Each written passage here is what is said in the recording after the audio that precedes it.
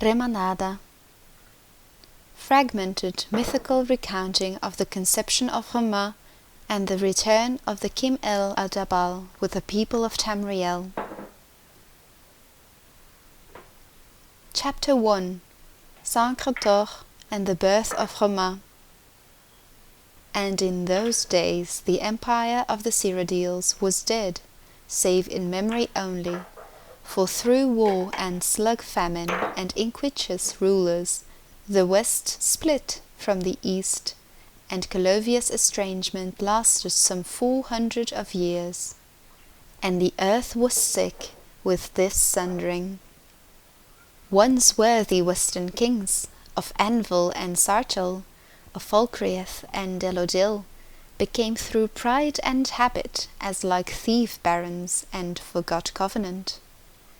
In the heartland things were no better, as arcanists and false moth princes lay in drugged stupor or the studies of vileness, and no one sat on the throne in dusted generations.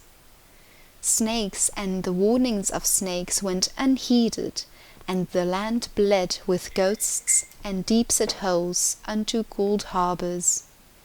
It is said that even the Chim-el Adabal, the amulet of the kings of glory, had been lost, and its people saw no reason to find it. And it was in this darkness that King Hrol sent out from the lands beyond lost Twill with a sortie of questing knights, numbered 18 less 1, all of them western sons and daughters. For Hrol had seen in his visions the snakes to come, and sought to heal all the borders of his forebears.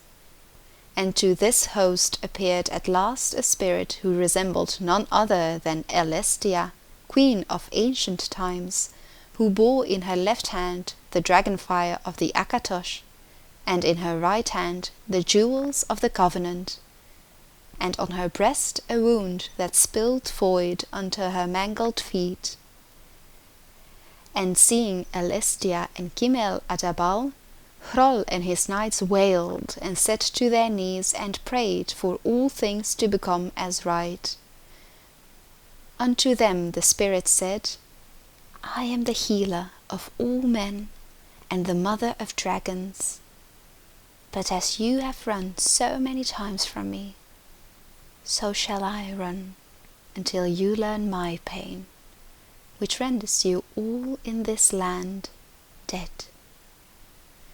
And the spirit fled from them, and they split among hills and forests to find her, all grieving that they had become a villainous people. Hrol and his shield thane were the only ones to find her, and the king spoke to her, saying, I love you, sweet Alas, sweet wife of Shorend of auri-el and the sacred bull, and would render this land alive again, not through pain, but through a return of the dragonfires of covenant, to join east and west, and throw off all ruin. And the shield thane bore witness to the spirit opening naked to his king, carving on a nearby rock the words, and Hrol did love unto a hillock, before dying in the sight of their union. When the 15 other knights found King Hrol, they saw him dead after his labours against a mound of mud, and they parted each in their way, and some went mad. And the 2 that returned to their homeland beyond Twill would say nothing of Hrol, and acted ashamed of him. But after 9 months that mound of mud became a small mountain, and there were whispers among the shepherds and bulls. A small community of believers gathered around that growing hill during the days of its first churning, and they were the first to name it the Golden Hill, Sancre Tor. And it was the shepherdess, sed-yenna, who dared climb the hill when she heard his first cry, and at its peak she saw what it had yielded.